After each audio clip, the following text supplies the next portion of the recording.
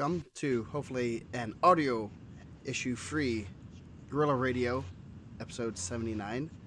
Uh, I'm Joe Caprino, and hopefully you guys can hear me, and hopefully you can also hear Hopefully. Mike, who is now Hopefully. hopefully we tested the audio before, and obviously it probably will not be working. So we'll see as we get comments in. Mike, how was your weekend? Good. I was hoping that this, guerrilla radio could be a break from everyone's political posts all over their social media and we can, bring some wrestling to everyone's life. Yes. So, yeah. Who needs a political post? We are going to. No comments yet. Let's see. No one's complaining, so that's a good thing. Yet. Yet. There we go. Hey, we got comments. That's just test one. Okay, so there are a lot of wrestling going on. Probably the biggest news, I guess. Might as well start off with the Hammer. Lucas Davison having a good weekend, beating number 2, and I don't know where Shaq was ranked, but he is returning All-American 2 years ago. Had a pretty good weekend. Pretty good to see him finally kind of put things together, and it was fun to watch.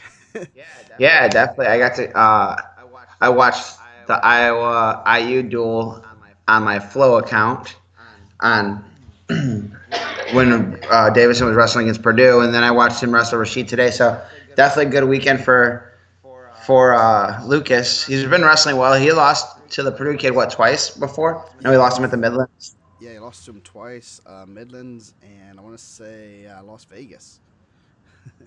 So So good to bounce back and get those wins. I mean, obviously he's at that level. It was weird that he wasn't ranked to start the year off because he had so much success this summer and on his red shirt. So it's good to see him starting to make that noise now. yeah, so yeah, no, it's good to see him do that. A lot of college guys having good weekends. Mason Parrish with a pin against Michigan State to kind of seal it. Drew Hughes won 2 matches. I saw he beat Michigan's and Rutgers guy. I watched his match today. Wabash finished 4th at the national duels. I saw about Chris Rump was 4-0. Kobe Woods was 1-1. They both wrestled for Wartburg in Iowa, who is coached by Alex Dolly. So quite a few connections there. I'm trying to think of offhand who else. A lot of guys had good weekends. I see you tweeted if you wrestled at the Dream Team, you had a good weekend. Yeah, Dream So Team or Team Indiana for Pittsburgh. And I forgot Chris Rump, who ended up being 4-0 on the weekend. Yeah, a lot of guys. It's kind of interesting. This Brayton Lee. Oh yeah, Brayton Lee had a ranked win, real good win Friday night. I'm trying to figure out a way to actually next Sunday. Minnesota is going to Michigan, so I'm trying to finagle a way. Gonna give my wife some flowers and try to finagle a way to get up there to see Brayton Russell and maybe Mason and Gable. So don't steal my tickets if anyone else is gonna try to take that plan from me. So yeah, that should be a good one, Mason and Gable. I think it's one that I've been wanting to see for a while. I mean, that's something we could have had 4 years of, possibly at least 3 years. yeah. I wanted to. We were trying to get that for a dream team. I will not lie that I talked to a couple of people. It's like, hey, if we did this, would he be interested? And Gable has a busy schedule, and they kind of said, might, most likely we'll see what we can do, but it didn't happen. So it'll work out. That's a number 1 and 2, I think, in some polls. I don't know who's doing the polls, but yeah. So I'm kind of trying to finagle a way to do that next Sunday. How far is Ann Arbor from you? About 2 hours. It's a pretty easy drive. Depends on which way you take, so it's not that bad. It's an easy drive, so I don't know. I mean, it's at 2:00, so Brett Smith says he's gonna pick me up. So yeah, hey, pick me up on the way there, Brett. Just swing down to Fort Wayne. We'll go. Kidnap me, somebody, please. Like the scene from Old School that gets you right coming out of the grocery store, throw a bag on your head. Yes. Honey, I'm going to the store to get some bread. We don't need bread. Yeah, we do. And so then then hey, whatever it takes, I guess. Hopefully she's not listening. And That's my the, plan will be foiled. that's like the old Dave Chappelle thing that he's done on his last skit. Like that's how people used to leave back in the day. I'm just gonna get a pack of cigarettes, and they Yes. never come back. Now with social media, you can't do that anymore. Yeah, and they can track your phone. So yeah, I'm kind of oh geez. So yeah, it should be some good wrestling. I like the Big Ten season's going on. So Friday night, I'm just flipping through tabs on my computer and on my TV. So it's pretty nice to see. I'm glad to see a lot of guys are, even the smaller schools are doing well and getting a lot of good publicity that way. But Yeah, that the national duels thing was pretty cool. That was in what, Louisville? Was that where was that this year? I think Burford was there also. I seen that they were posting that Bill was going out there. I seen him. Forgot what day I seen him. Wednesday at the Crown Point Maryville duel, and then he said he was heading out to Louisville to watch Jake Burford wrestle. So a lot of Indiana guys on the lineup, which is really cool. That you have all these guys. It's not just Division One or bust, but you have a lot of guys competing and competing at a high level. yeah, that's what I saw. Oh Jesus, the Spears kid from Plainfield / Avon wrestled for Ohio Northern. I follow them on Twitter, and I'm like, is it Braden? I can't remember.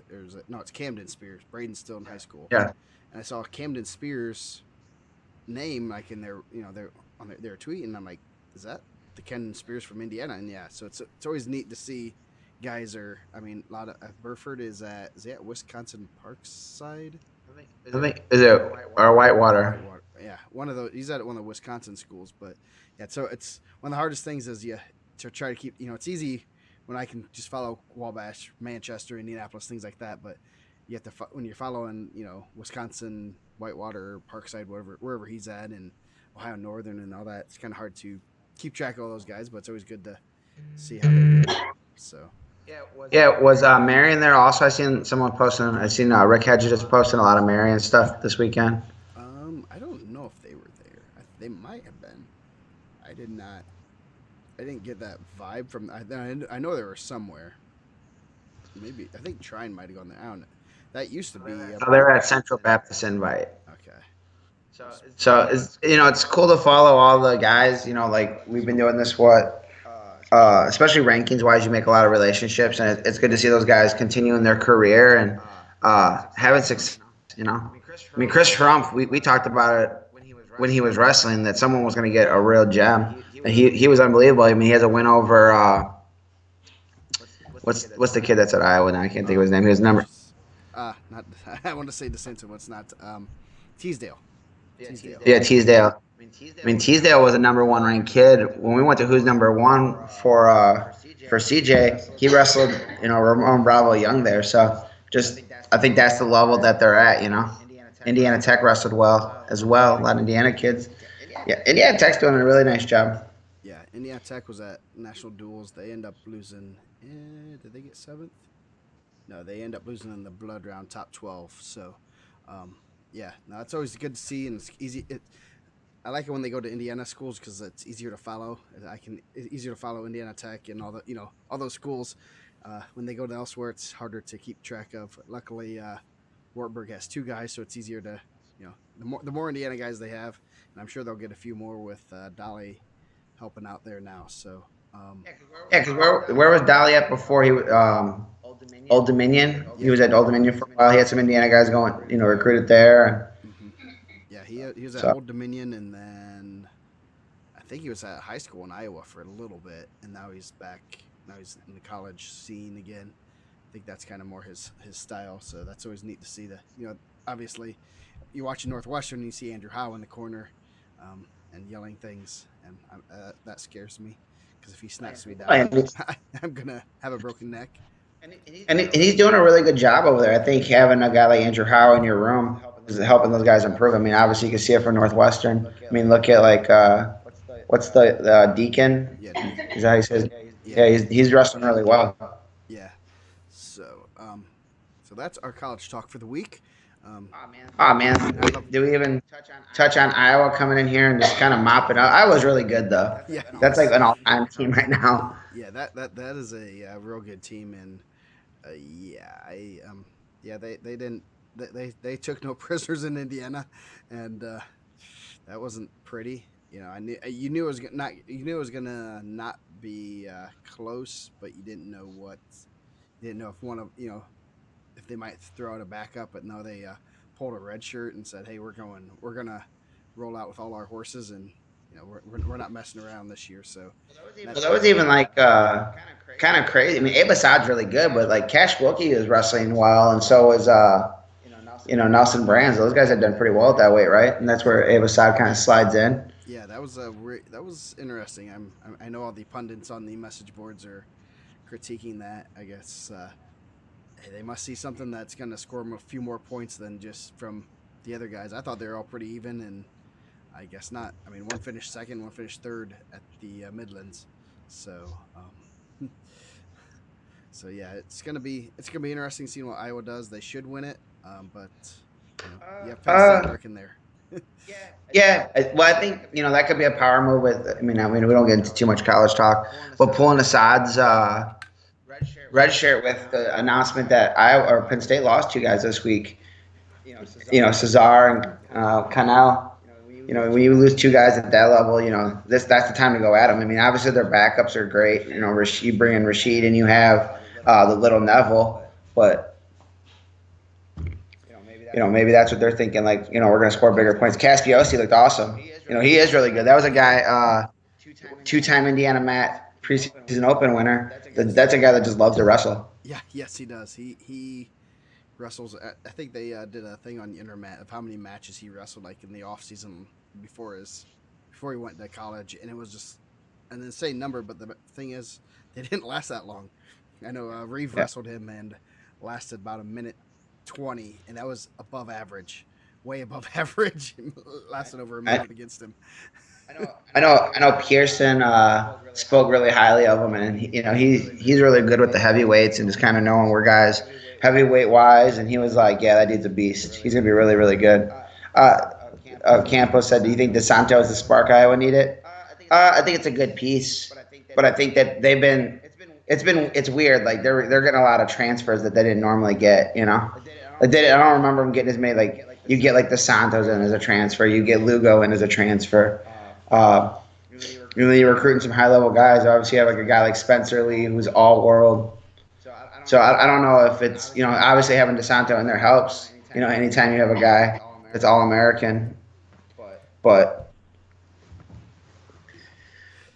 My volume needs. I just need to talk louder. My volume's good. Just turn your thing up there, Mr. Hatch. You're getting old. Your ears are hurting. So, yeah. But Iowa came in and we didn't. Purdue. I was. We were talking before. I'm surprised they shut out Purdue. Purdue has been wrestling well, but they shut out IU, so they didn't give up a point in Indiana. I seen Victor Spikes got a picture they posted with Spencer Lee, so that's pretty cool. that's a good one. Oops, that's not what I wanted. Trying to increase my volume. Hopefully, I'm loud. Can you hear me now? Am I loud enough? Oops, I didn't press apply. That's why. Okay, so where do we go here? Mater Dei versus Aaron Meridian. Yeah. So they that was a pretty solid. I mean, it was a little lopsided on the scoreboard, but a lot of good matches there. You had 1-2 at 113, and it sounds like that was a good match. It was tied going into the third period, so that's always that's a good match. I didn't get to see anything online last night, or I didn't get to see anything. I didn't watch any of the video. I started to, but then had to get some things done. 6-4 win for Cotty. Matt Kuntz over Kane Egley. Egley just had a real good team state, so that's a good win for Kuntz. Bauman pins McKivitz. I know McKivitz is either in the rankings or he flirts with being in the rankings. Pacartney. I know he's been in and out of the rankings for sure. Yeah. McCartney Parkinson over Aiden Warren 3-0. And those are the bigger matches. Any things you saw there, Matt or Mike? Bleh, I say Matt. Mike on the mat. Yes. Yeah, I mean, obviously, well, that was the what 5 seed and 2 seed at the ISS WCA state with. I mean, I'm sure that's kind of how I thought it was going to go. A couple toss ups. I mean, 90, 82 with Aiden Warren. I think it's going to still be a little bit of adjustment, man. You're going. What did he wrestle last year? 45 or 52? He was at 52. Man, that's a huge 45. Yeah. 45. So he wrestled 52 as a freshman, right? And then Yeah. 45 as a sophomore. That's a huge adjustment. I mean, 40 pounds, give or take, is going to be adjustment, and it's going to take a time. Hopefully, like as the season goes on, you're getting in there, but I mean, not every match is that top level match, So now his losses are to. It says I'm echoing now. Uh-oh. Not every match is going to be Joe Walker and McCartney Parkinson. So the more type of matches he can get like those, it'll probably help him get into the state finals. And those guys are really good at making adjustments. Yeah. Hopefully you're not echoing too bad. I can hear a little bit, but yeah.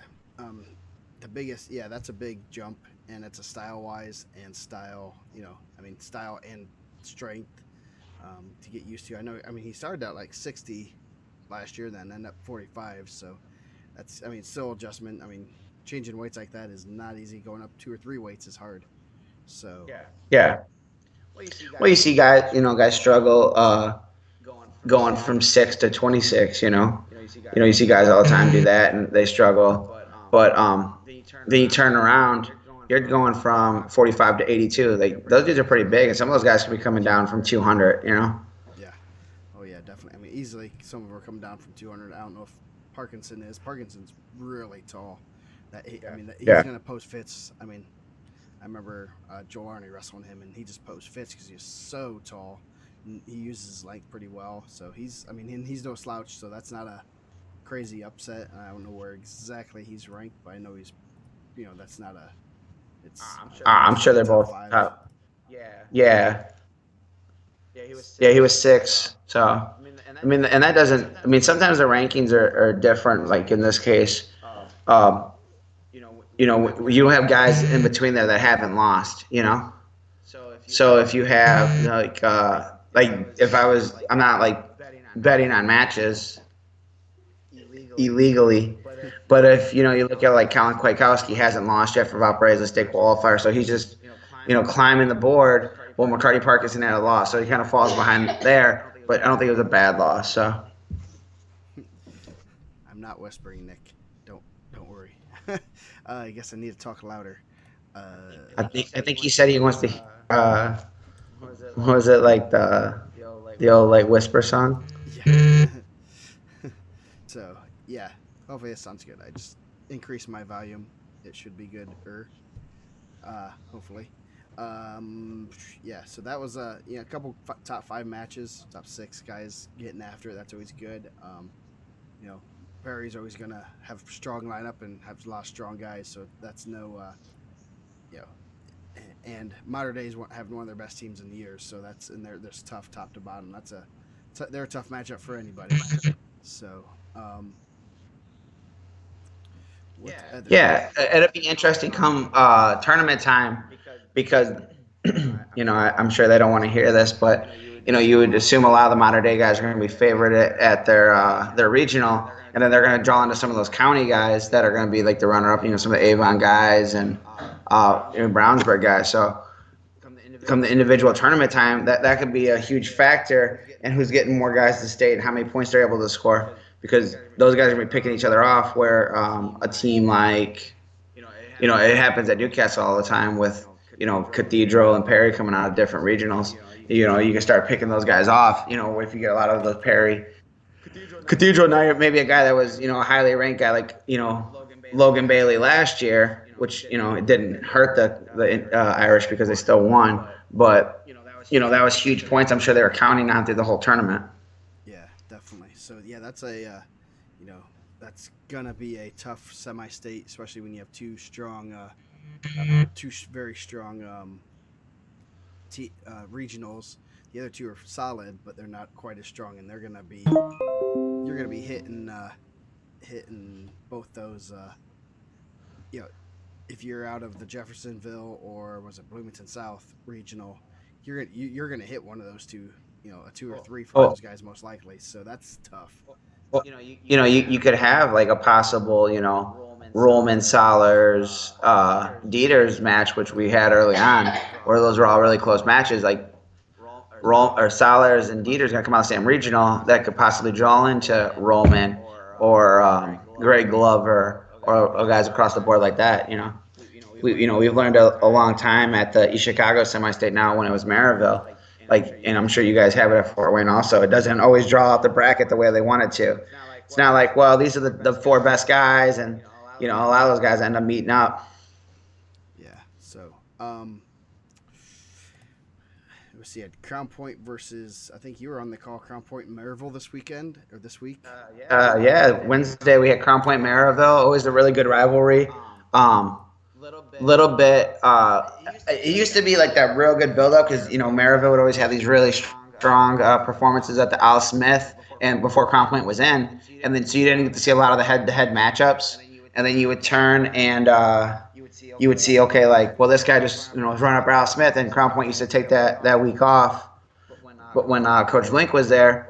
But now that they're there, so you get to see some of the matchups, and now it becomes like an adjustment thing. But pretty solid duel, not super close, but closer than I thought it was going to be. I thought, and I told these guys, I thought it was going to be Crown Point and a runaway, and I thought Maryville went out there and competed in a lot of weights, kind of closed the gap. Bettish got a huge pin over Hall, which was a rematch of was that in the quarters or was that the semis at the Al Smith at the semis? Yeah, semis.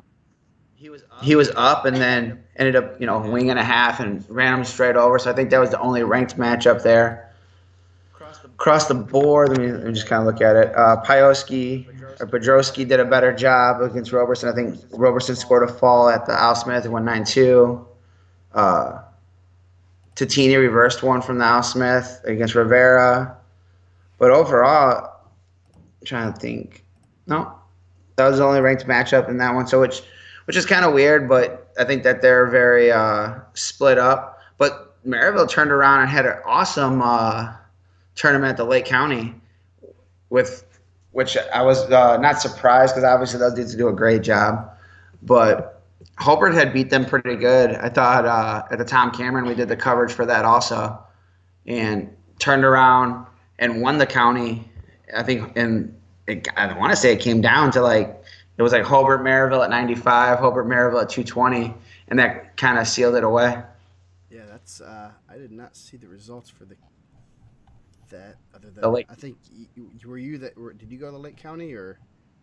Yeah, I did. I went to go hang out as a fan, and then I ended up jumping on at 52, which was a really good match on the call with Hollis and Turley, which ended up being.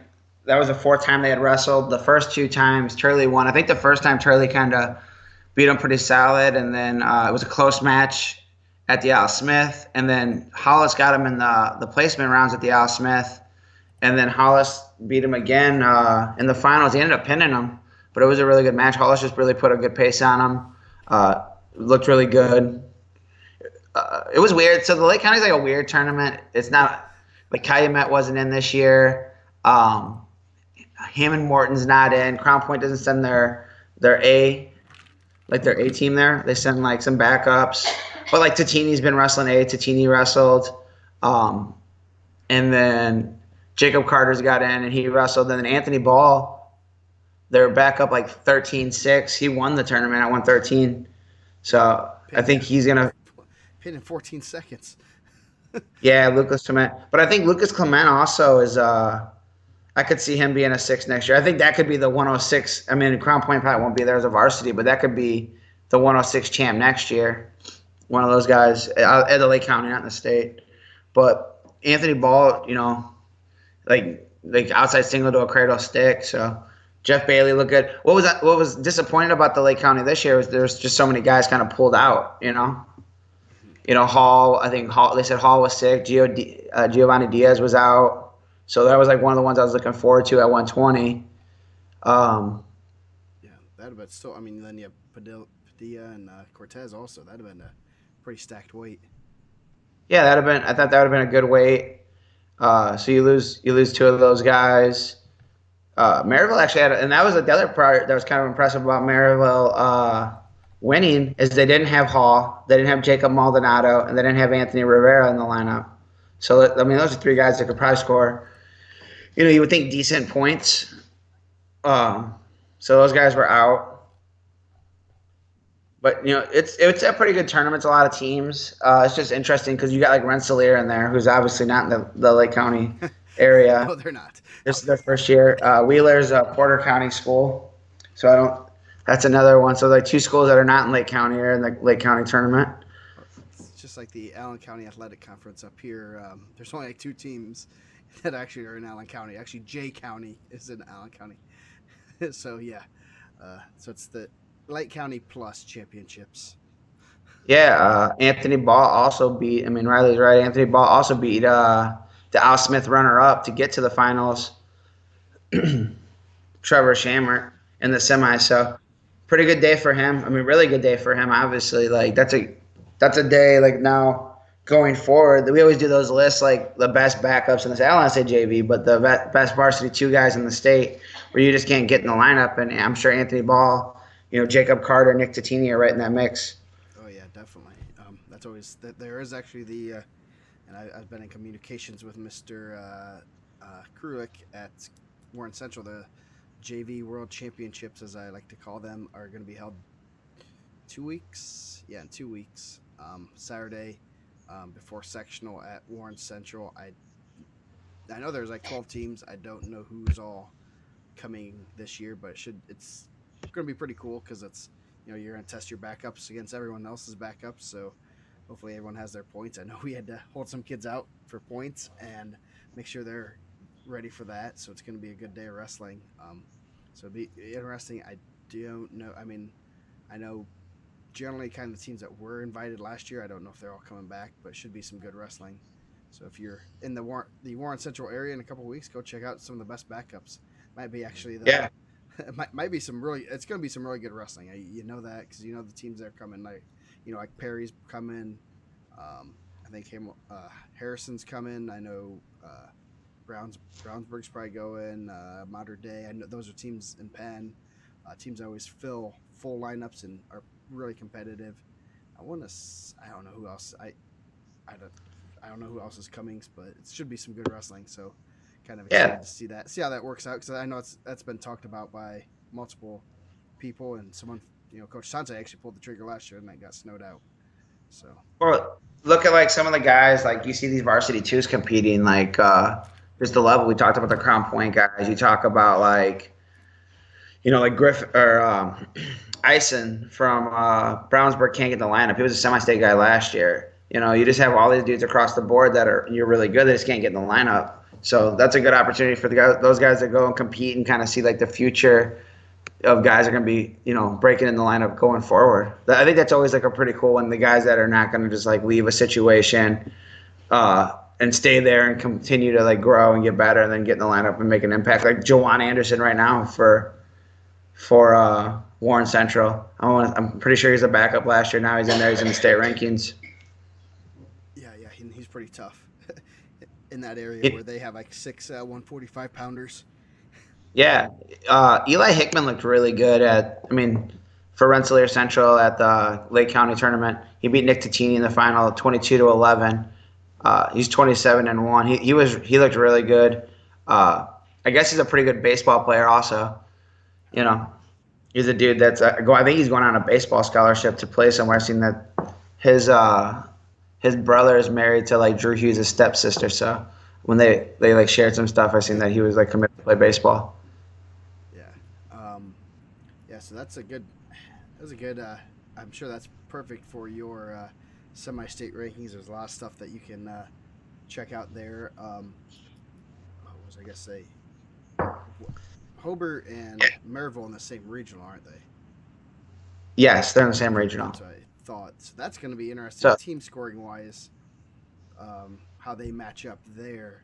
It might almost be Yeah, Hobart Maryville duel because, but Maryville's going to come in with almost if they don't come in, usually they go about 14 and about 13 champions, one yeah. runner up because they don't have the toughest sectional, to say the least. No, but yeah, no, they. I mean, outside of a couple spots, where Gavitt's pretty strong, and I think East Chicago's strong at heavyweight, but then you're gonna have some Portage, Hobart matchups over there. So those guys, kind of mix it up. I mean, it looks like Portage has been putting it together. I haven't seen them since early on. We did some of their duels early, but they're starting to look like they're figuring it out. They did like that Griffith Super Duel the same weekend as Team State. They were 5-0 there. So yeah, so you had, but then the other part of that is I think the two strongest teams in the region this year is Chesterton and uh, Crown Point. They're in the same regional, so a lot of those guys are going to be split and be drawn into some of these guys, maybe from South Bend and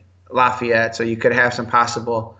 I mean, I always look at 45. 45 is one of the tougher weights in the semi-state because you're going to have a guy like Orlando Cruz or Brock Ellis being a runner-up, and then those guys could draw a possible Jacob Maldonado, AJ Poindexter to go. Yeah, and that's never an easy match.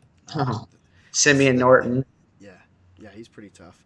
Um, yeah, that's going to be interesting, especially with when you have a couple of the strong teams are all bunched up together, and then they're going to hit. Then you're going to get some death draws, like you always do. Not even want to think about death draws right now, but they're actually looming That's my favorite. pretty quickly. We got Yeah. 3 weeks until sectional time, so Yeah, there's like lots of interesting stuff. What weights everyone going? If you're going to weight, tell us because there's some word out there that some people are going different weights. So yeah, the big one was Evan Bates this week, right? I heard that he was going 220, so we changed in the rankings. That kind of changes the dynamic of the state. We moved him to one. I moved him to one at 220. That changes. A real possible exciting matchup between him and Silas Allred to maybe a possible matchup with him and Drew Webster. Yep. Yeah. So that's kind of. I mean, I understand why he's doing it. It's just one of those things you kind of wish they would hit each other. And, you got two nationally ranked guys, but I don't know exactly how big he is, but obviously he's no small. Bates is not small by any means, so go after it and do your thing. At 220 is still a pretty good weight class. There's a lot of good guys there, so I don't think it's a cakewalk. Him and Jason Streck was an awesome match when they wrestled in that duel with Crown Point and Maryville. I believe it was a 1-point match. And I think Jason really started getting going late in that match. We'll see that matchup again possibly this weekend at the DAC. Oh, yeah, DAC conference coming up this weekend. I have not posted our weekly article. I will do that afterward with what's going on this weekend. Big win for, I seen Douglas at 45 also. He wrestled 45 at Team State. So, so you'll have Douglas and Poindexter coming out of the same regional. Cruz and Ellis coming out of the same regional, Maldonado, and I would assume Simeon Norton would probably be the favorite out of South Bend. So 45 is pretty good at East Chicago. Yeah. That's going to be some fun. Also, Sam Perez. Yeah. Sam Perez always watches. Huge win for him at heavyweight. He got a win over Chad McLean by fall. He was the Lake County champ. Yeah. So your heavyweight. Shammer was that.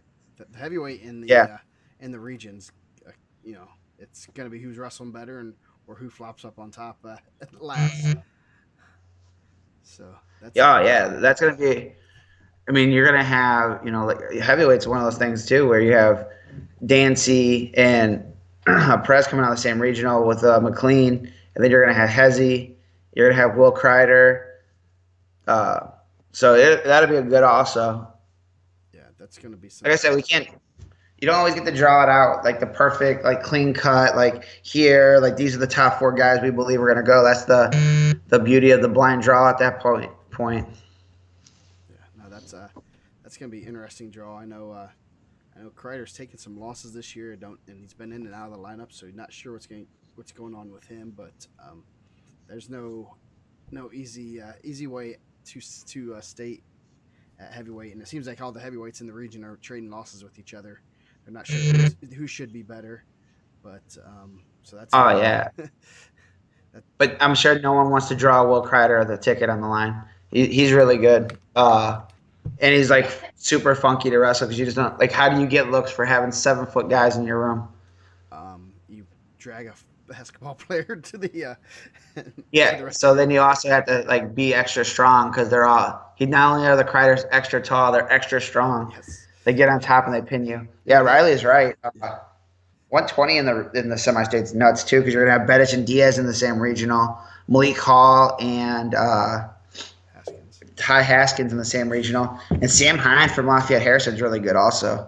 And you're gonna have Cole Salome, so Cole Salome, Riley Bedic, Diaz in the same regional is gonna be pretty good. Yeah. No, that's yeah. There's gonna be a lot of good matches. Man, we're gonna have some fun talks about Yeah, semi-state week. That's gonna be fun. That's always a 4 shows, and we talk a lot about wrestling, and it's gonna have to up the Libsyn account to have enough streams. So to have our podcast going, I know I know a lot of people tune in then. And what else happened this past weekend? We had the Bill Cobra on invite. That's where we went. Took our B team with a few starters sprinkled in. Penn had their B team with the few starters sprinkled in. I don't know who actually won because it was actually a tie, and both had heavyweights going between Bluffton and Bishop Dwenger. Both had heavyweights and they both lost. So I think Bluffton won because they had more champs, but I don't know exactly who won that. But always the intriguing. I don't know how you get a tie. I mean, it's one of those things that's crazy in a tournament to get a tie, and they tied. So, um, definitely some good matchups there too. yeah, there were some pretty solid matches. It's, you have a interesting sprinkling of teams. Bluffton has some good lower weights, some real good lower weights.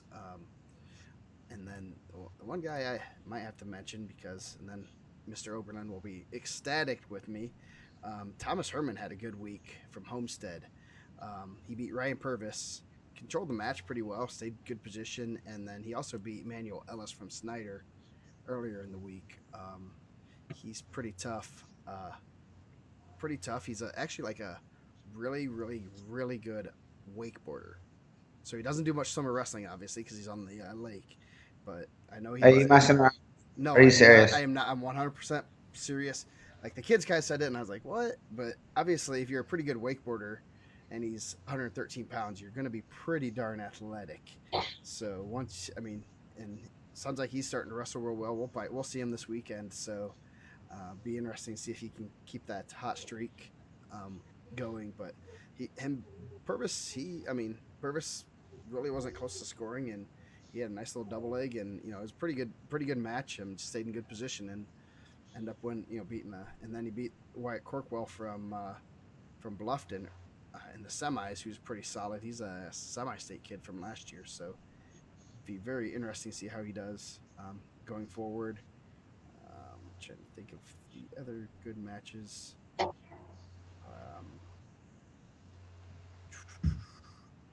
I don't know. There really weren't too many other. I mean, Hezi DeVault won pretty easily. He did get taken down in the semis. I did see that, but then kind of made the guy pay for that. But any other? Where else did you keep your eyes on? I know you got some rankings out this week. You and Howie are battling for how many semi-state rankings you guys can get. Next year, I think you guys are I gonna know. do like 20. You're gonna change one ranking. I got a new ranking out. I was hoping to have him out today. I mean, the semi-state when you get the Lake County done, and then you get the conference. Once I'll probably have those. Weirdly, everyone does their conference on track, which is always good. So we don't always get all the records, and you can say, "Oh man, like this dude has been killing it." So now I'm not getting fooled anymore. Like someone trying to go under the radar. Oh yeah, the girl regionals were this week too. Yes, they were. Great rankings by Razzo. I thought he did an awesome job. I think that's really cool. I I didn't even know he was gonna do it. Last show you were like, hey, if you guys want to reach out, and then they were like, post it. I'm like, wow, like that was quick. Yeah, he But they didn't were mess awesome. around. Um, No, he probably had them ready. yeah, I mean, he's been to some of the events, and they have a few girls at Belmont, and I think he's kind of spearheaded the girls for them. And so obviously, he's heavily involved in wrestling and gonna kind of keep his eye on the top girls there. So that's yeah, he got those out. Had to create a bunch of profiles, but that's I have a good way of mass importing profiles, so I got that done Thursday. So well, my daughter was at dance class, so I got that stuff. And that's good to see those girls getting that recognition. We just need to add all their previous state, and I know he was going through today and adding a bunch of results. So definitely give him huge props for doing that. And then I would assume there's going to be an update before state. State this is state this weekend, I believe. I'm not positive. I'm not positive either. I'll have to check. Someone will probably post it. But the numbers were. I was talking to one of the New Haven coaches. He actually asked me, why? Kind of surprised. Carol doesn't have any girls, and I guess I am too, because you know, we're not discouraging girls from coming. That if they come in the room, they just have to work just as hard as everybody else. But it's very interesting that some schools have a bunch of girls, some have a few, and it's I guess who's tough enough to come up to the room and try it out. So uh, yeah, so I'm it's pretty neat to say this Friday. Okay. What was I gonna say? The New Haven coach was saying, I was like, it looked like it was pretty competitive, top to bottom. The first couple of years, it looked like you just show up and you make it. And the coach was like, yeah, they're actually running moves now. It's improving dramatically, and definitely something like that. Once they start wrestling, there's a lot more events off season. They're gonna keep getting better and better, and it's obviously gonna be better for our state because then they go into nationals and world level things like Sarah and Kayla. Oh yeah, two great role models for that, right? Yeah, definitely, and that's one of the coolest things is you can point your girls and say, hey, look, these girls are, and the coolest thing is those two girls are like just awesome people. Anytime you tweet to Sarah, she says thanks, good job making weight, thank you. That's So, awesome. yeah. So yeah, but and Sarah's even going down to 50 kilos, which is 113 pounds for the Olympics, which she hasn't been that low for. It's 110 pounds, sorry, for quite a while. But she is obviously very strict on her diet, and it's a 1 year, not even a whole year commitment. And so that's pretty neat news. She's just released. I think she'll be in Italy in this week or next, whenever that. I think that's this week, um, wrestling. So uh, that's pretty cool. Some international news we throw in there. Yeah, I see that she posted that too. Yeah, My kilos to pounds isn't like always great. yeah. I know it was pretty light. It's lighter than I've been for a couple years. Yeah, since I For was a child. 97 ish. Yeah, 96, since I was like 97. an eighth grader. I So, was probably also that same weight, 96, 97. yeah. I know someone mentioned the East Noble uh, Sam Reason Andy Uhl Invitational. Some good matches. Brady Lewis from Huntington North has made his appearance. I know I've we seen mentioned that. he's at 113. I know he's not had. I mean, he's had only had a few matches, but he'll be back. Yes, we know that, Nick. It's just converting it times 50. We're not mathematicians. We use the internet. If you just Google that, man, boom, it goes right on. Yeah. So yeah. I Brady like that Lewis. Nick did mess it up. Yeah. Yeah. 99. You messed up. Take that. But yeah, Brady Lewis made his debut. He's pretty tough for Huntington North. I know he lost on Tuesday night, Tuesday or Thursday against Belmont, but it's good to see he is back. Um, Preston Tush is looking good. He has 16 wins. Dylan Stroud over Darren Cool. I seen Dylan Stroud at 26 also. Yeah, that's a big. Stroud had a good year last year. I mean, he took Ian Heath to overtime in the ticket round, and him down to 126 is gonna make that's gonna be interesting. Cool's pretty tough. I want to say he was a ticket rounder last year. I'm fairly certain. Blaine Mallet from East Noble's also pretty tough. So was Eric Garcia. So that was a pretty good top four guys there. Elijah Burlingame, former Manchester coach's son, had a good day. Let's see any other big. names.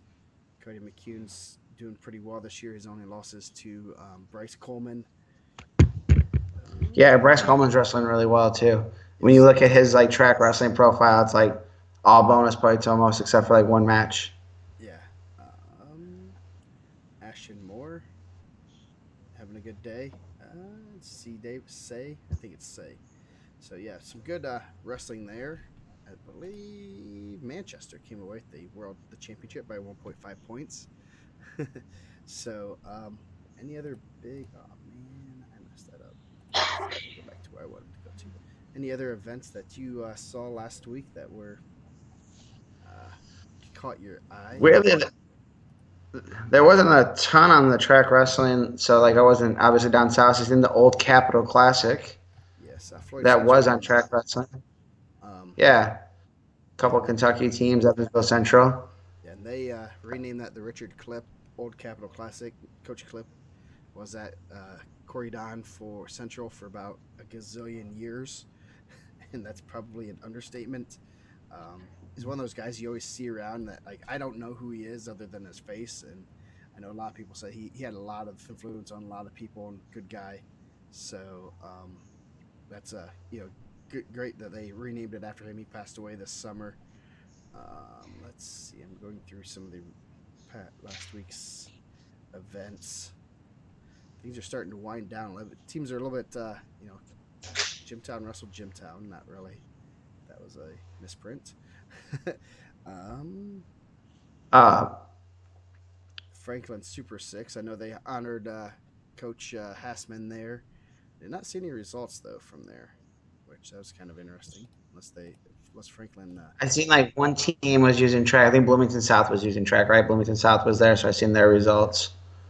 yeah. They Bloomington. Franklin beat Bloomington South. See if there's any results that kind of jump out. No, not really. Oh, Jalen Ward. Tristan Roman beat Jalen Ward there. Um, Fuqua over Wade Yeah, Preston. yeah. I had an email about that. That was one of the ones. So let's see. Yeah, usually you hear a lot about that event. I did not hear anything about it.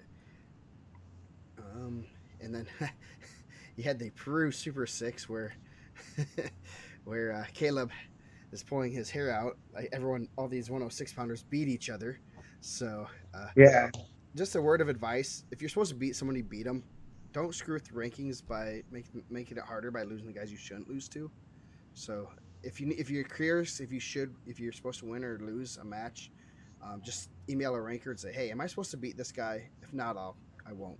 So Yes, Trey Sturgill got a good win this week. Also, yes, he did. he had he beat Jared Brooks of Warsaw or Yeah, Wabash. yeah. So a lot of good results. What's on the docket for this week? Let's see. What good duels? Cathedral. Oh no, sorry, that's Cardinal Rotor. Darn it, that's Cathedral I know Roncalli. Maryville Lake Central this week. The DAC's at the end of the week. Avon at Ben Davis. There might be a couple good matches there.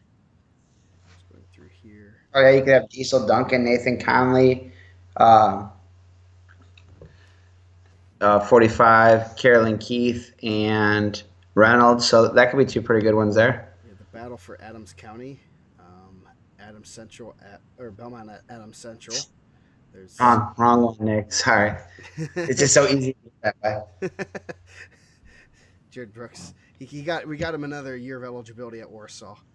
Jared Brooks from Wabash should just transfer to Warsaw, just so he can say that. It'd make it easier for us, right? Yeah, it'd screw up my database, but royally.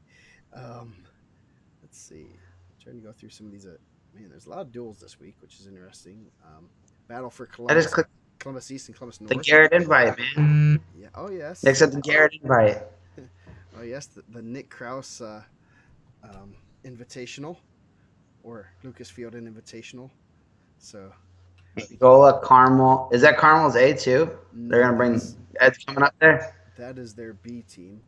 Maybe they have brackets. Ooh, Central Noble at Garrett. Man, there's a lot of duels. Northup, Wayne, Fremont, Garrett, Leo, Yeah. Norwell, Shenandoah, South Yes. Adams, Southern Wells, and Warsaw. Actual Warsaw, not with Jared Brooks. Not the Jared Brooks Warsaw, the current Jared Brooks. So you said Fremont's there now? Is that what you said? That's what it says on there, Oh, on the interesting. track. I didn't know they were. Oh, Garrett's taking 2 teams to their own event. That's interesting. No, Tigers are better than the Apaches? I don't know, Daniel Hatch. no, they have Angola, DeKalb, East Noble, Northrop, Wayne, Garrett 2, Garrett, Leo, Norwell, Shenandoah, South Adams, Southern Wells, and Warsaw. Let's see. I know 95 should have a pretty good matchup. Huber. Oh, geez. Yeah, that Silas Allred feller and Huber and Christian Somerset. That should be an interesting. That should be a good. So Nick said Fremont had to pull out too many points. Uh, Yeah, Dennis, that'd been pretty good. Could have had Brady and Suhas, but I'm guessing he's gonna be wrestling at the Mick. yeah.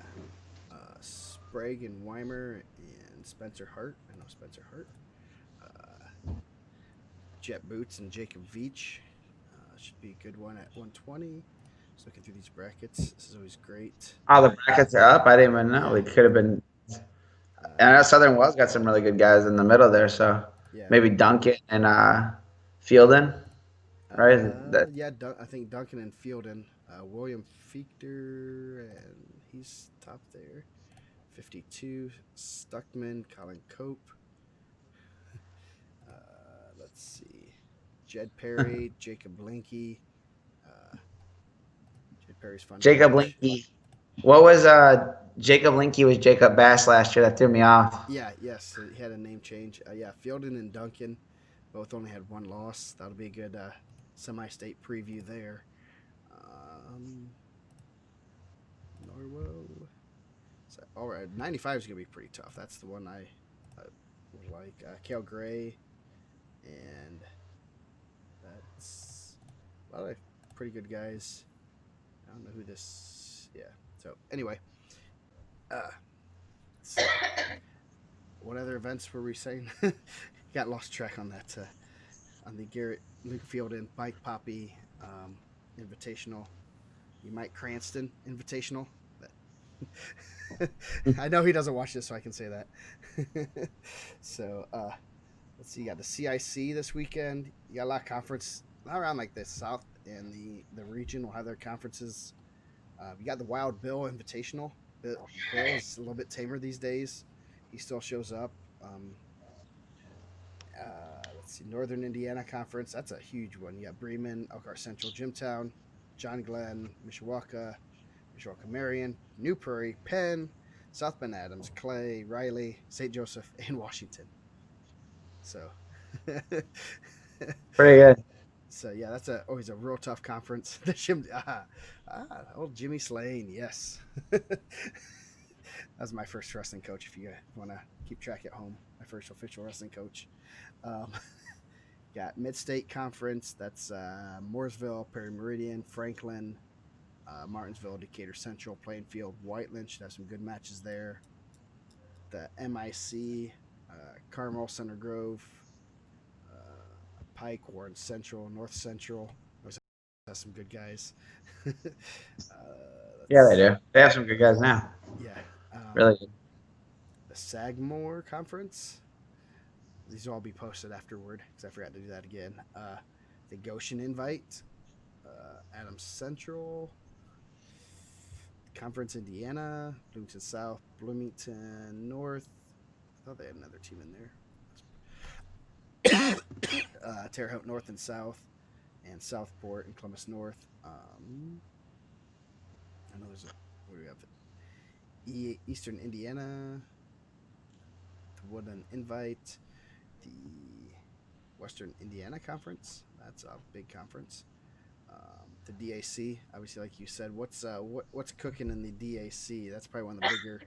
That and the CIC or the MIC. I think that'd be interesting. Obviously, Crown Point's pretty strong. You have Crown Point, Chesterton, Maryville, Lake Central, Michigan City, LaPorte, Portage and Valpo. So It'll be good. That'll be really good. It's always really good. You have a lot of state rankings, a lot of guys in the semi-state for sure. It'll be interesting to see how the brackets kind of play out and where guys are going to get bonus points. You're going to have possibly a rematch with Strack and Bates. Then you're going to, like, where can, Crown Point going to go? In the top there, you have another Bettich Hall possibly. I don't think anybody's going to be there with going. But you could have Roberson and taking text message right in the middle. You have Roberson and Torres again. That's Blake. He played baseball with me. Blake's awesome at baseball, and he sells cars. So if you go, if you're in Valpo, go get some cars from my guy. That'd be a great deal. But I think Chesterton's had some flex in their lineup. I like to see where they're at, like at 38, 45 area. You can have Cruz and Ellis 3. So a lot of the rematches from Al Smith will be in there. So it'll be interesting. Yeah, no, that's a lot of conferences. It's always the conference time of year. We need to get brackets up on track if they have them. So, yeah, there's Colin Kwiatkowski and Chris Walton, two guys that love to throw. That could be really interesting. Anytime you get two guys that like to go upper body. Yeah, isn't Kwiatkowski, isn't he a quarterback on the football team? Yeah. And then I assume Walton plays football. Usually most of those big guys from he was the DAC Defensive Player of the Year. So they probably chase each other around more than once. Well, probably Walton do more of the chasing. Yes. Maybe. Yeah, they said Kwiatkowski's like, screw, just like, hey, I'll chase you around. Yeah, I think that'd be a good match. There should be an exciting match at least. I think Kwiatkowski's still undefeated. I'd like to see. I think now, I was just kind of looking at some of the track wrestling stuff. Guys that are undefeated now, you've gone most of the year, not taking a loss, and I think a lot of these guys, Logan Bowe still undefeated at 50 or at 52.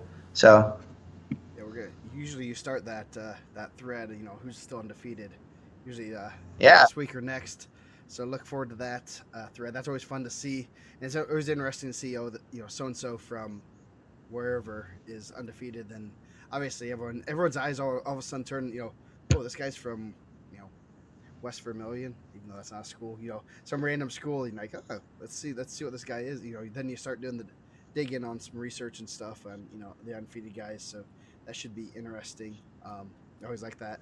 Definitely, I like to. You talk about Kwiatkowski being a quarterback on the football team. I'd love to see a stat. I'd like to see all of the quarterbacks have ever qualified or placed at state in wrestling. Because that's usually Dane Maurer, right? Yeah. Dane Maurer was a quarterback for Mater Dei, is semifinalist, right? Yeah, I know there are 3 Garrett qualifiers that were actually one placer that were all quarterbacks, which is pretty cool to see. That's a lot from like one school. That the quarterbacks are obviously they're good wrestlers. They're going to be pretty darn tough, and one of them was just an option quarterback, and it really wasn't much of an option. Trevor Moe, he just kept the ball, just bulldozed everybody. What was it? KJ Rowdenbush last year was long flowing hair, also a quarterback. Yeah, we might have to start that topic just for fun because it's one of those things that you always think the quarterbacks are the prima donna basketball players, but some of them actually get down and dirty and participate in real sports. Actually, tell themselves up. I wonder. Probably not a ton, right? No, you think offensive linemen, linebackers, those types of people, running backs sometimes. But if you have a good program and the kids start early, they're obviously going to be pretty darn tough being a quarterback in wrestling. So, especially this. What was the kid last year? Pioneer kid. He didn't wrestle in high school, but he got a haircut. That's disappointing. Yes. Jack Kaiser. Yeah, he was a pretty good football player, but middle school, was he a middle school champ or? I think he was like a middle school state champ. He was really good. He was on a couple Team Indiana teams and really tough wrestler. But he's going to Notre Dame now, so obviously that's pretty neat to see. It'd been cool to see him in high school wrestling. I know Pioneers program's a little bit down, but it's always neat to see those types of guys participate in multiple sports.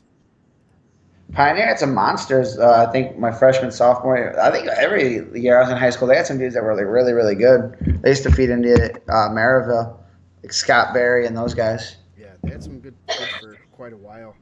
And I think the program's kind of dropped off. Hopefully they get it back going. They're Um, pretty small school also. yeah. So anything else that we should talk about? Because we did not do any prep other than talk for a few minutes and make sure the audio worked. And I did fix the echoing. I figured out what was causing that. Yeah, and the pre usually we do a lot of pre-show talking. This time I was just doing my fake prices right. I had to make sure the audio was working better, so hopefully it did. That was good though. So um, next week's gonna be fun. Man, we've only been almost been on here for an hour, so it doesn't seem like an hour. Um, make sure you guys listen to the Dane show. It's always good to hear. Last week was pretty good. They talk about Team State, and that's always on our podcast channel on iTunes. I think it's on Spotify too. I don't know. It just goes to a bunch of places: iTunes or Apple. That says Apple or Android, the Google Play Store. So download that. You can listen to it on the way to work and hear us talk and ramble about wrestling. The Dane Show. The Dane Show. Yeah. What's it called? What's it really called? It's not really called the Dane Show. Hedger Hirsch and Baker High School Wrestling Weekly Show. I don't know. They say it so fast I can't even. I just it's like a funeral home or something. I believe in. I always just call it Live from the Double Eagle. Yeah. So any other rankings probably coming out? A little bit of changes. I know we got some rankings. I guess the big news was we had our number ones. You probably talk about our rankings Yeah. a little bit. And how many number ones changed? 106 didn't change. Right now, really, I'm looking at the top five. I know Brady was giving me a hard time with the switch there with Stuckman. Stuckman getting a fall. He was majoring them. I think that'll be an interesting one. The top 10, I think, has been like pretty solidified. You know, a couple guys here, they're dropping. 13's a mess right now, so I'll probably have it out by like Wednesday. But I want to see some of the brackets coming out and kind of see, you know, maybe some guys that were right on that borderline. Then, you know, if they're undefeated, I can go back and say, okay, well, this guy hasn't lost. I know he's wrestled some solid guys. Did you just get that Green Bay advance to the NFC title game? No, I didn't. Terrible, right? Terrible. I haven't even watched any football. I apologize. You missed the awesome game. The Houston Texans and Chiefs was an awesome game. We didn't have any changes at one, did we? At what? At what? Yeah. Yeah, at the top. Bates. 220 was our. Yeah. I thought I had that off.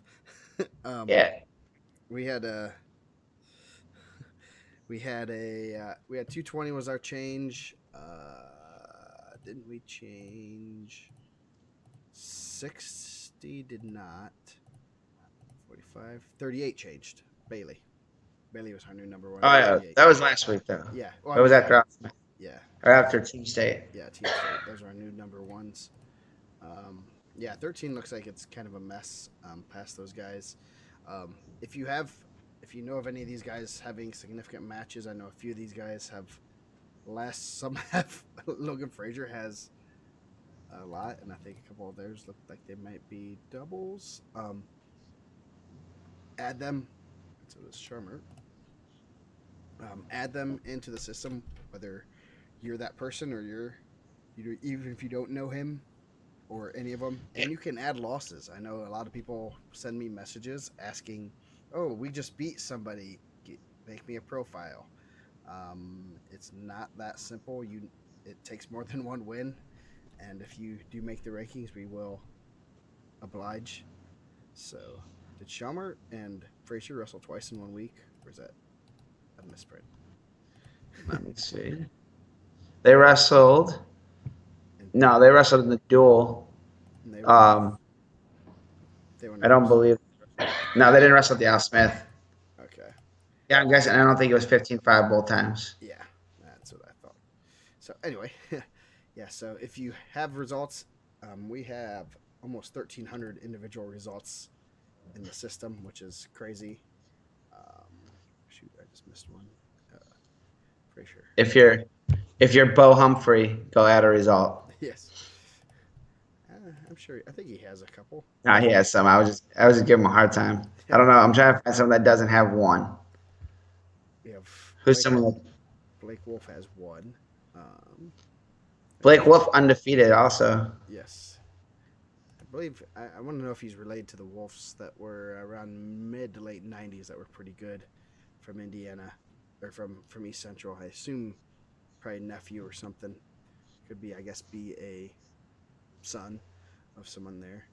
Let's see who doesn't have any results. You know who doesn't? Romello Williams. I can tell you. I bet I know someone who. Logan Swallow. Romello Williams. Logan Swallow and Romello Williams have no results. Romello Williams, I asked Howie. He's like, yeah, he's really good. I went on his track wrestling profile. He's from Illinois.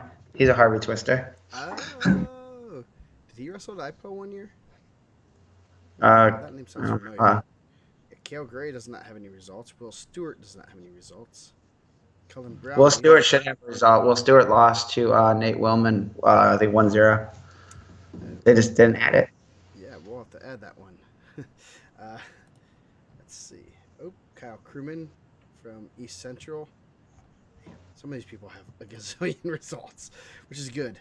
Colin Kwiatkowski, Brendan Moore from South Spencer. We're going to have to get on those South Spencer people. Brady Welch. How is he not? Because they wrestled Warren and stuff, didn't they? I'm sure he has. Yeah. I'll have to find one for him. I'll have to just go through and find some results. Let's see. We're calling out people who don't have any results. Jordan Folks from Boonville, our Boonville representative. I know, man. Boonville always give us a hard time about rankings. You got to add results, man. Yeah, add results.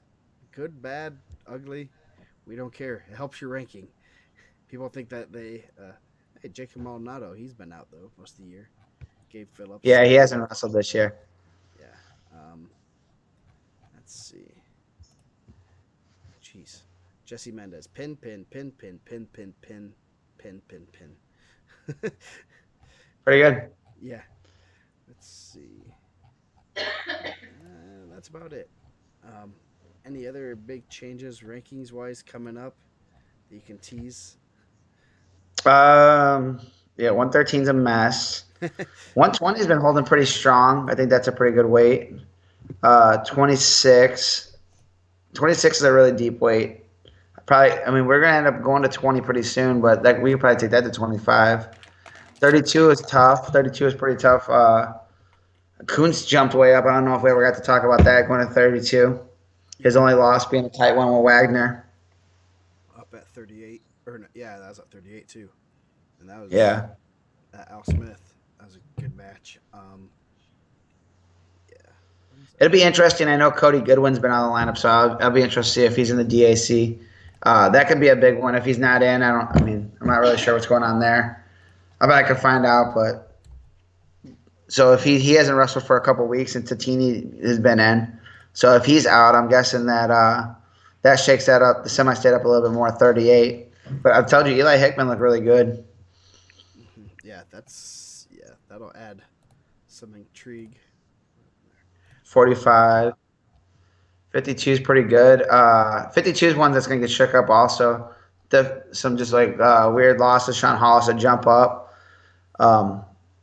But the top, I feel like the top 10, a lot of them look really good. 160 is a weight, after the top 5, 6.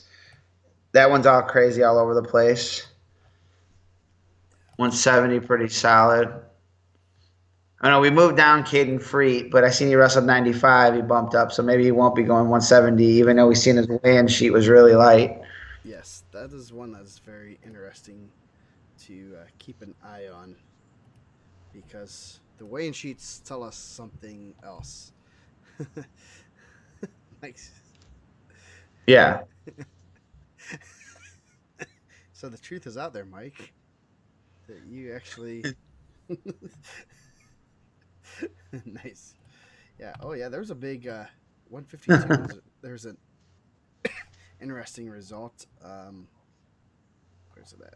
Where'd it go? Tice Freegee lost to Kenny Thompson 4-3. That's a very interesting result this past week. Um, Andrew Wilson. Andrew Wilson has not wrestled this year either. So I'm interested if he'll be back too. There's a lot of intriguing guys that have been laying low um, throughout the state. So, I guess, we've been going for an hour. Any other things we need to talk about this week?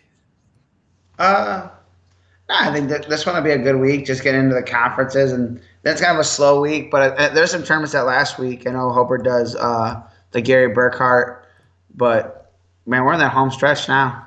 Yeah, we are. We have 2 weeks left of the regular season, basically, and then sectional. So, should be very interesting. People talk Uh, post. that not. I think that I'm guessing that they're related. She can say whatever she wants. I'm sure she's yelling at him already, tell him to get off the internet. I seen he had like he has like a whole like litter of pigs, like a little like piglets. Nice. I mean, I live in Lowell now, so we get to see a little bit more, but I always think that's pretty cool. Nice. So, well, we will wrap this up, and we'll be back next Sunday, or same time, I believe, unless I somehow get sidetracked and make it up to Michigan. Actually, should be back by then. Be back by 6-7 ish. So Maybe we'll do you could do the old Dingo Brigade from the car. Brett yes, Smith. on the way back, yes. Nah, we. Oh yeah, I guess I forgot about the big news. Holy cow! Team State is getting changed up. Oh Big yeah. shake up. I know. I just will say I've been talking to Dane, trying to get with Dane to have like kind of especially an immediate reaction, so it's kind of a little more unfiltered. But I know I definitely want to still do that, and so look forward to possibly a short one. We're just going to talk about Team State, kind of some of the ramifications of it. If you did not read the post, I feel bad for Malign because he's kind of the he's the press for the Coaches Association, so everyone goes after him like he made the decision, and I do not believe he did. I know there was a survey that went out, and I thought it was an email that was sent to but it was a phone call that I kind of helped with our survey answers. But they are going to 4 classes, but it's 4 classes of 8, so there's going to be 4 less teams. The top class, it's going to be kind of like football.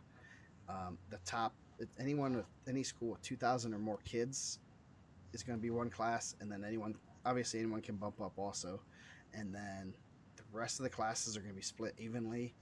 I should have downloaded that. There's about 35 schools that have about 35 or 2,000 or more kids. 35 to it might be closer to 40, just because there are some schools that did not field full teams, but that means there's about 270 left that to be split evenly. And you're probably, let me see, I'll take this out. Where's my spreadsheet? There ended up being about 60, 70 teams per class after you take out the teams with less than 7 athletes at sectional. So give me like 2 seconds and I'll be able to figure this out.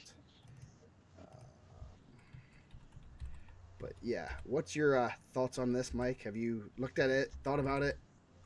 I mean, I seen Dane wasn't necessarily. It didn't seem like he was excited about it. Um, did you get that vibe from him? Yes. Yeah.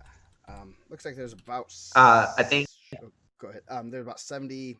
Right now, there'd be about 78 or 79 teams in the other classes. So yeah, go ahead. Oh, did I lose you, Mike? What? We've been doing so good. Uh-oh. We did so good tonight. Mike, come back. Come back. Come on. I'm going to try recalling him real quick.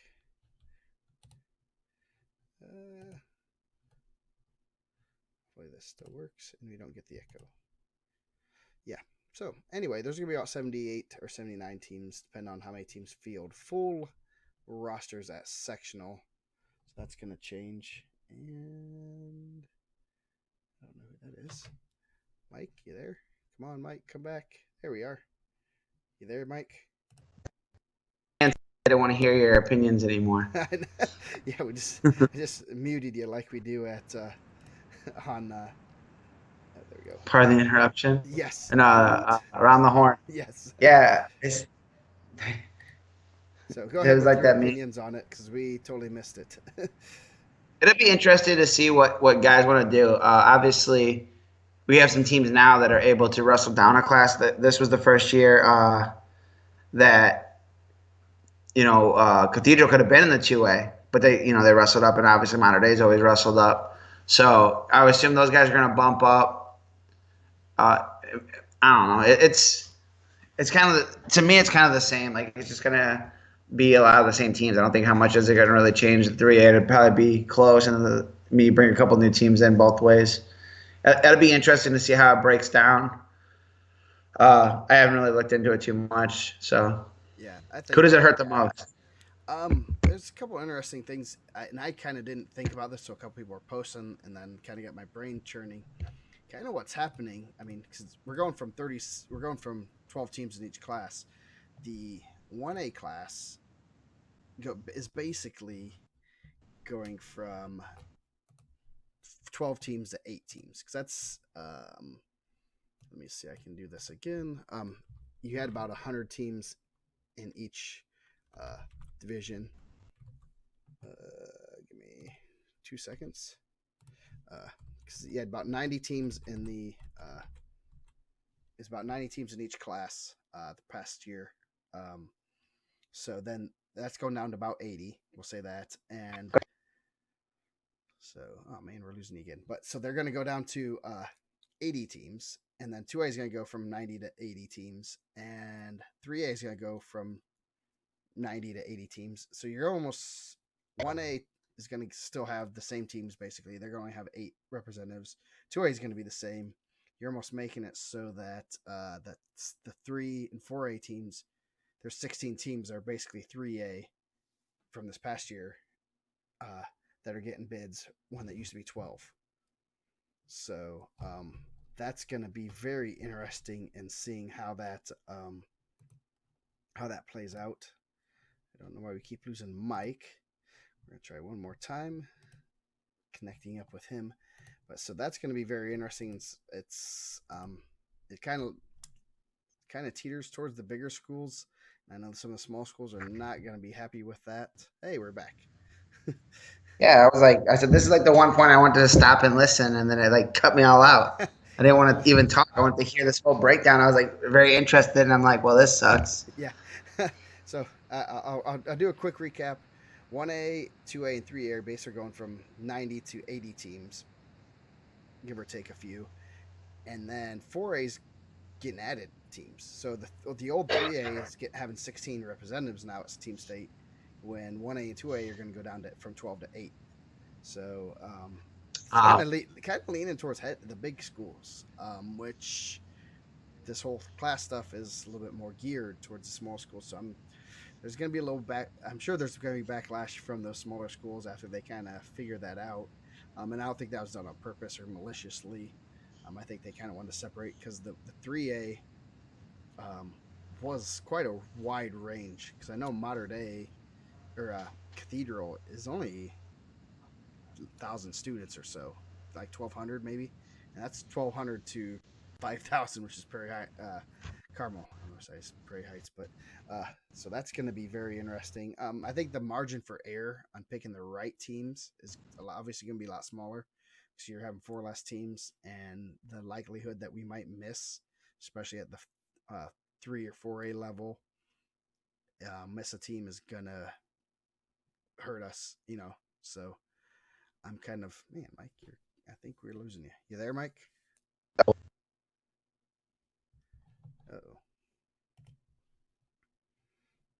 oh man. Keep losing them during the most important part. So, well, there we go. We're getting you. I'm gonna turn your video off. No, let's turn my video off. You there, Mike?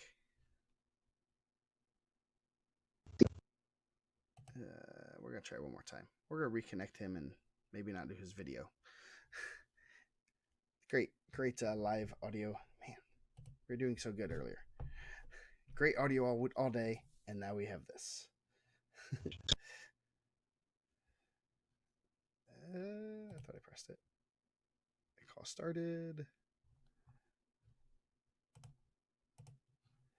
Hey. The wonders of the internets. Yes. Let's see. Mute. Okay. Are you back yet, Mike? I'm back. Okay. So it just doesn't want to going on, man. I know. So now I'm gonna have to do my research. So any I guess any comments from you? I know I'm gonna try to get Dane. We'll have a little bit of a breakdown, and I know he has a good point of view from Belmont's kind of point of view, or just his doing the team state rank, the draw and everything. I know he has a pretty solid point of view. Isn't this kind of like the idea of what they feel like happens in? I mean, not to be, I guess, to play devil's advocate to that. Like, isn't it what they say like happens in like class? Why no one wants class wrestling because how many classes are you gonna break it down? So like, what happens in another 5 years? Are we gonna do another class? Are we gonna have 5 classes here? Are we gonna do 5 classes? Do we really need 5 classes of Indiana wrestling? Do we really need 4 classes? Mater Dei and Cathedral are the 2 smallest teams in there, and they were in the finals. Yeah. And then everyone can say, well, they can recruit, they can do whatever they want. I just don't that's the thing. I like the 3A. I like the 3. I'm sure that Mater Dei Cathedral are going to wrestle up in their respected class. They're going to probably go to the highest class now. Yeah. You know. That's an interesting thing.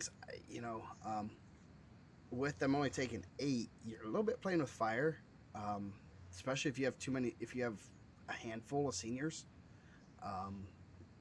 Especially at the 3A level where it's going to be tight. It's going to be real tight. Cathedral, I think, was a vote in this year, weren't they? Were they a vote in? No, it was Avon and Mishawaka. Yeah. Okay. So, but okay, I think Avon would have, or I did a little bit of a breakdown, and the vote in. Avon Cathedral would have been. They would have been the last auto point to get in. So you know you would have had. If Maryville and Crown Point declined like they would have been, you'd have had Avon, Portage, and Chesterton would have been the 3 that would have been voted. It would have been on the voting. So there would have been a lot of teams that were not there. I mean, that had pretty much everyone there. But the question is, you know, does a team like Roncalli, do they bump up? But you're playing with fire here because you got to really be, you know, you got to make sure you're gonna qualify, or you know, do you go the auto route where you can qualify at the 3A level? I would say a couple things. One, like, was the system broke? Like, I thought it was pretty successful. Yeah, I did too. It seemed that way. Yeah. It seemed like they were having a lot of success. So I'm not sure. Like, who are we looking to? Who is it catering to that we wanted to change? Mm-hmm. Like, do you feel like we need like more big schools there? Like, obviously, 2 of the biggest schools that are always in decline. Yeah. Like Maryville's never gone in, and I don't see them going in anytime soon. Yeah. So like, you know, I guess, and the second part to that, if you're doing reclassification, so if Mater Dei, Cathedral, Roncalli go up, are you going to say like now these teams that have 2,000 kids are going down? Or is their class just going to be bigger? It's going to throw the balance off.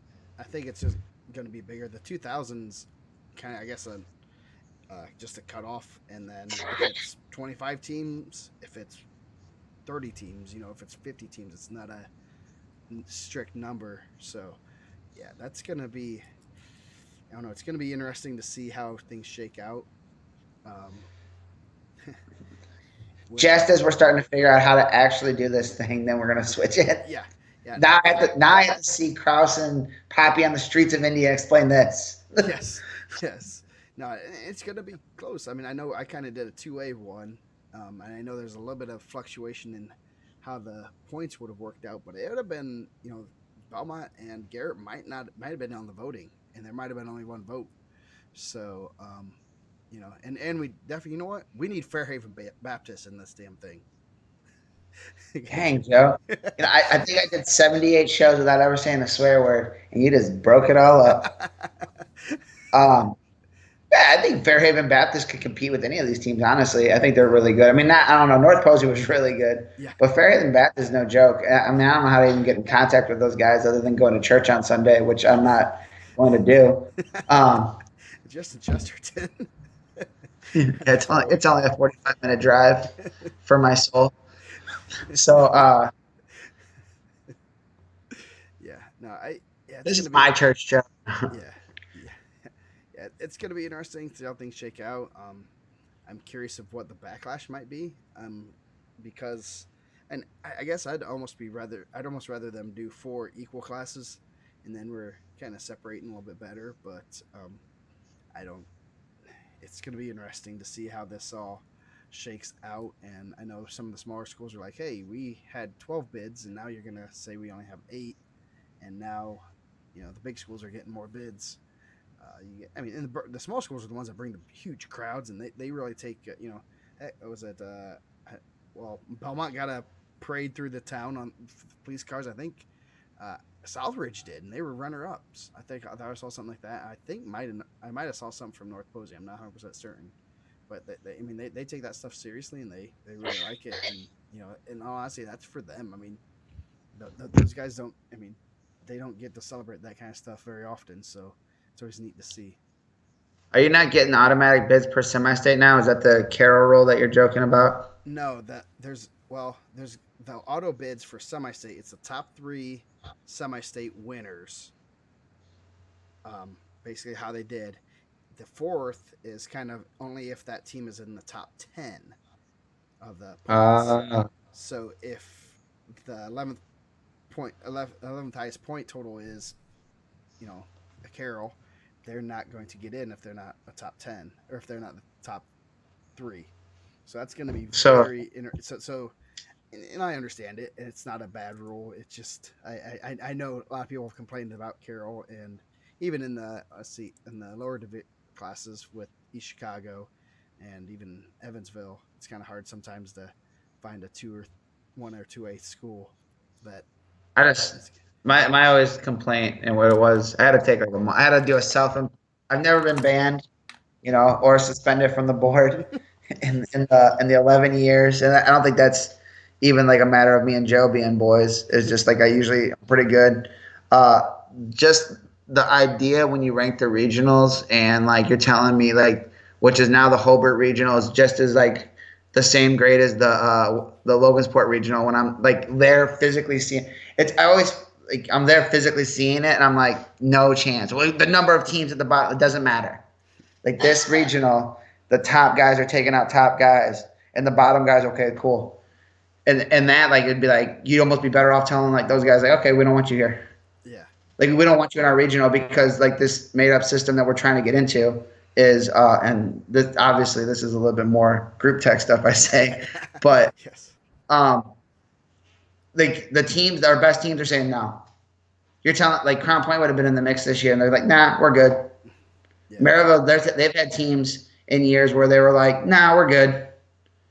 And I always feel like, you know, you're gonna tell me like, I don't think if you took those teams outside of maybe Lafayette Harrison now, and they've really done a really good job. And Rensselaer did well at the county, but the county was missing a lot of teams, and they were still fifth. And I'm not like killing Rensselaer Central. I think they do a nice job, but like year in year out, there's only eight guys coming out of that regional, and you're telling me it's the same as Hobart that has 8 guys in the semifinals. Yeah. And one of the things, I just don't like the scoring on that. yeah, one of the things. I mean, I But was, then like Mooresville would be the best ever. Like Mooreville don't have Tri West Hendricks in there. yeah, yeah. Well, the one of the things I kind of was talking with our head coach with, they go, one of the thing, we're going from pretty solid shot every year, mainly because there's only 4 or 5 bigger schools in the Fort Wayne semi-state, but now we're going to go to a bubble team every year. So it's going to be like, are we going to get in this year? No. Are we going to get in that? It's going to be every other year. Maybe we're getting in. So we're going to be more likely to say, nah, we're good, because I don't want to be changing our schedule up every year. Like, are Why we getting don't in this year? Are you? we going to not get in this year? Playing that game, that's not fun to tinker with your schedule like that every year.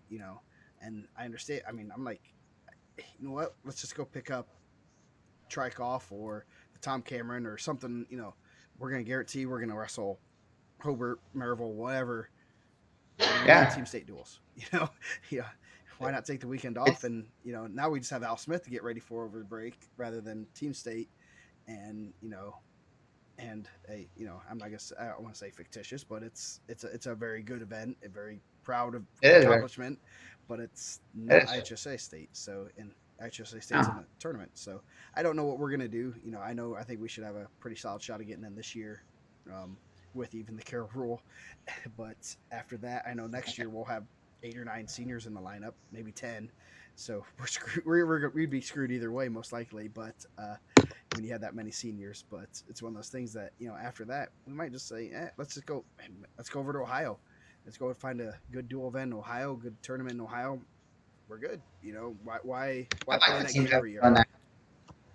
I think I wish more Indiana teams did that. I think even though we have this outdated dumb rule of 300-mile rule, I think some of the teams, Crown Point and Brownsburg, they've done a good job of going across the border and finding solid competition. Um, I think that's a good thing. I think that, especially with you guys being so close to Michigan, you guys could go find, matches up there. Uh, you guys are close to Michigan and Ohio, honestly. Yeah. So I I don't mean, know. some of the best wrestling countries in Ohio. Yeah. There's some good wrestling there, and I don't know what we'll do, but it's something I think this year we'll be fine. But then after that, I don't think we'll get in the year after, just because we're gonna be loaded with seniors, and that's kind of the the caveat of the system. I don't think we're gonna drop off that much, but we're gonna have a lot of guys that no one knows about, and we don't necessarily know about either. But it's one of those things that what are we gonna do when we're a bubble team every year? And that's gonna happen a little bit more. There's gonna be a little bit more fluctuating between teams when you're only taking 8. When you take 12, there's a little more room for those teams to be in there every year. So just it's going to be interesting to see how people play it out. And you know, I know they've done a great job with it. And excuse me.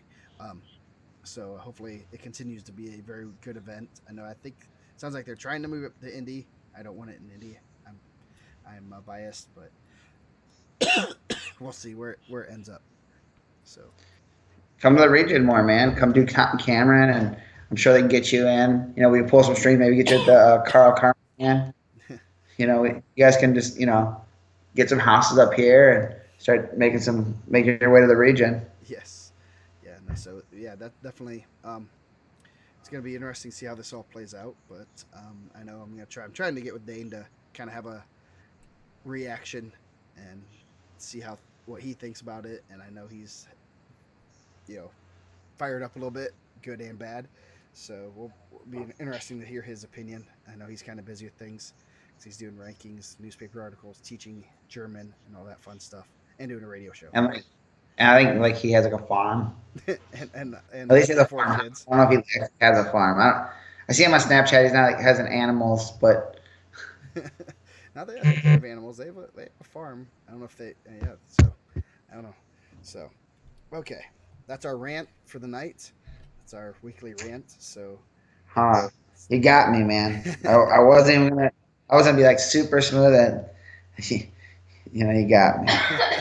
How did so Chesterton not get in? yeah, Chesterton has to be one of the better dual teams this year. Like, how do they not get? How do they not even get yeah. a voting spot? I don't know. Yeah, and it's gonna be fun. It's gonna be interesting to see how things play out. You're gonna need 190 points to get in 3A or 4A. So that's gonna be. I mean, that's gonna be a lot to get in.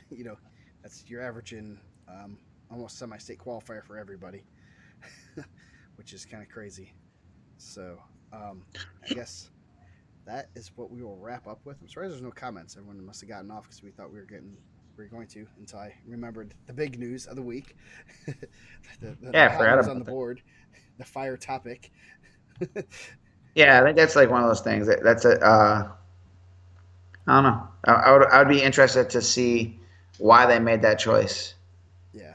So and there's lots of comments on there still. So with that, we will let you guys go, and we will see you guys next Sunday, and we'll talk more wrestling, and maybe even have a week weekday show with Dane uh, talking about the team state stuff a little bit more. So we'll see you guys all later.